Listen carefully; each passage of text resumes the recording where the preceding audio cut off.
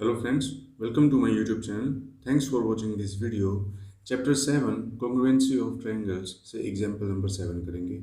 In figure, can you use ASA congruency rule and conclude that triangle AOC is congruent to triangle BOD? Question ये है friend कि ये आपको एक figure दे रखा है. इसके अंदर आपको दो ट्रायंगल्स नज़र आ रही हैं. एक ट्रायंगल है AOC, दूसरी ट्रायंगल है BOD.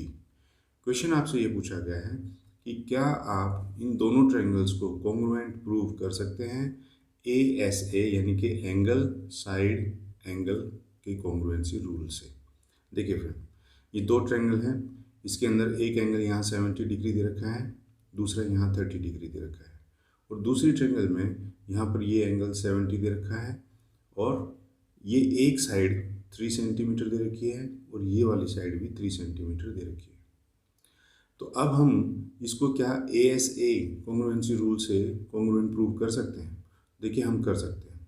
कैसे? सबसे पहली बात तो हमें ये समझना होगा कि ASA कॉन्ग्रुएंसी रूल एग्जैक्टली है क्या.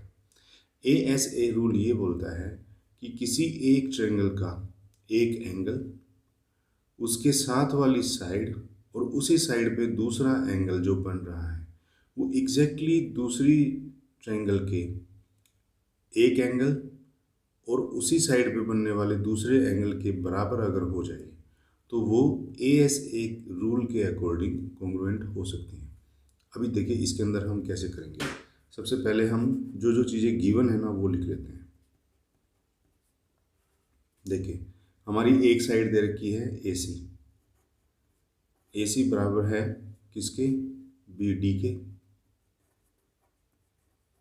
ये तो हमें गिवन दिया ही हुआ है. अब देखो, मेरे को साइड तो मिल गई है इक्वल. अब मुझे चाहिए दो एंगल्स और ये दोनों एंगल्स ना इसी साइड के ऊपर बने हुए होने चाहिए. यानी कि ये जो हमारी 3 सेंटीमीटर की साइड है इसी के ऊपर दोनों एंगल बने हुए होने चाहिए. ये जो दूसरे एंगल दे रखे हैं ना, इसमें कोई रोल नहीं है इसका. तो एक एंगल तो मेरे को 70 डिग्री यहाँ दे रखा है, मेरे को ये दूसरा एंगल निकालना पड़ेगा, है ना. और ऐसे ही यहाँ पर ये जो साइड दे रखी है हमको दे रखी है 3 सेंटीमीटर और एक एंगल आपको दे रखा है यहाँ 70 डिग्री और ये आपको दूसरा एंगल निकालना पड़ेगा. तो देखिए एंगल कैसे निकलेगा. सबसे पहले तो आप ये देखिए, एंगल AOC ये हमारा 30 डिग्री है, तो एंगल BOD भी हमारा 30 डिग्री हो जाएगा. कैसे हो जाएगा आप ज़रा सोचिए. वर्टिकली अपोजिट एंगल्स हैं ये. वर्टिकली अपोजिट एंगल्स कौन से होते हैं? जब दो लाइन सेगमेंट एक दूसरे को इंटरसेक्ट करते हैं किसी पॉइंट पर, तो यहाँ पर जो बनने वाले एंगल होते हैं ये आमने सामने के, इनको वर्टिकली अपोजिट एंगल बोला जाता है और ये आपस में सेम होते हैं. ये वाला एंगल इसके सेम होगा और ये वाला जो एंगल होगा वो इसके सेम होगा. इस तरह से होते हैं वर्टिकली अपोजिट एंगल्स. तो अब देखिए, हम लिखेंगे angle AOC is equal to angle BOD is equal to 30 degrees. और ये दोनों ही क्या हैं? वर्टिकली अपोजिट एंगल्स हैं. फ्रेंड, ब्रैकेट के अंदर ये रीज़न आपको ज़रूर लिखना पड़ेगा वरना हमारे मार्क्स कट सकते हैं. Vertically opposite angles. ठीक है. अब देखिए, मुझे निकालना है ये वाला एंगल और ये वाला एंगल. तो मैं कैसे निकाल सकता हूँ? मैं एंगल सम प्रॉपर्टी से निकाल सकता हूँ. कैसे? किसी भी ट्रायंगल की प्रॉपर्टी ये होती है कि उसके इंटरनल एंगल्स का जो सम होता है वो 180 डिग्री होता है. अब इस ट्रायंगल में ले लें हम, तो 70 + 30 100, उसको 180 में से माइनस करूँगा तो 80 डिग्री आ जाएगा. यानी कि ये वाला एंगल 80 डिग्री है. ऐसे ही यहाँ पर 70 + 30 100 और उसको 180 में से माइनस करूँगा टोटल में से, तो ये 80 डिग्री आ जाएगा. हमें करके कैसे दिखाना है? हम दिखाएंगे इन ट्रायंगल AOC ट्रायंगल के अंदर angle A + 70 degree + 30 degree is equal to 180 degree, है ना. इस ट्रायंगल के तीनों एंगल्स का जो सम है वो 180 के बराबर होना चाहिए. वही मैंने लिखा है, angle A plus 70 degree plus 30 degree is equal to 180। तो एंगल ए जो है मेरा यहाँ आ जाएगा 180, यहाँ पहले से लिखा हुआ था, और 70 प्लस 30 होता है 100। 100 को मैं इधर ट्रांसपोज करूँगा तो माइनस हो जाएगा। तो एंगल ए मेरा आ गया है 80 डिग्रीज। इसी तरह से दूसरी ट्रायंगल के अंदर इन ट्रायंगल बीओडी ट्रायंगल के अंदर मुझे कौन सा एंगल बी निकालना है।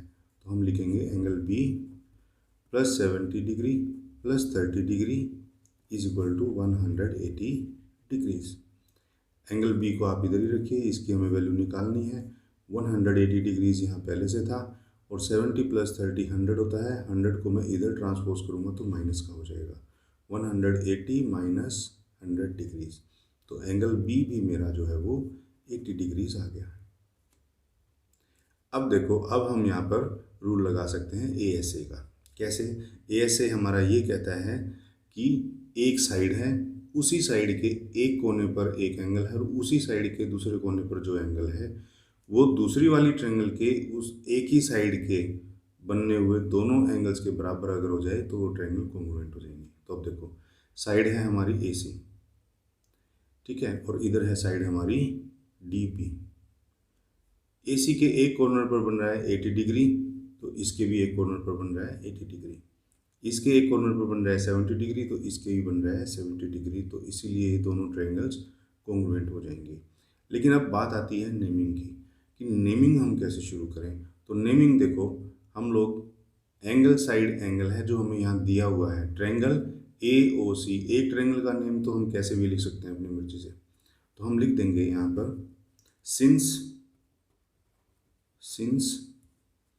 AC is equal to BD, क्योंकि AC जो है वो एक साइड AC बराबर दी हुई है BD के, ये हमें गिवन दिया हुआ है। Angle A is equal to angle B, ये अभी हमने डेराइव किया है, निकाला है।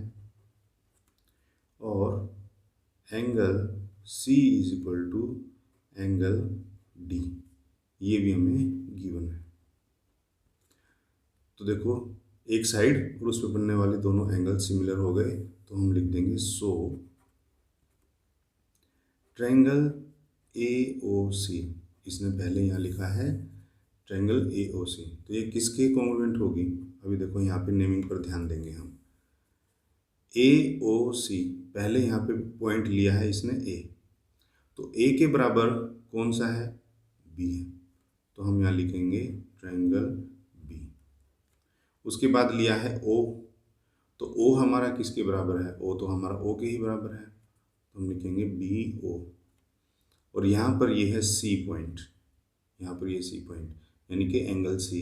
अब ये दूसरी ट्रायंगल के किसके बराबर है? एंगल D के बराबर है, क्योंकि ये भी 70 है और ये भी, तो इसलिए यहाँ पे लिखेंगे D।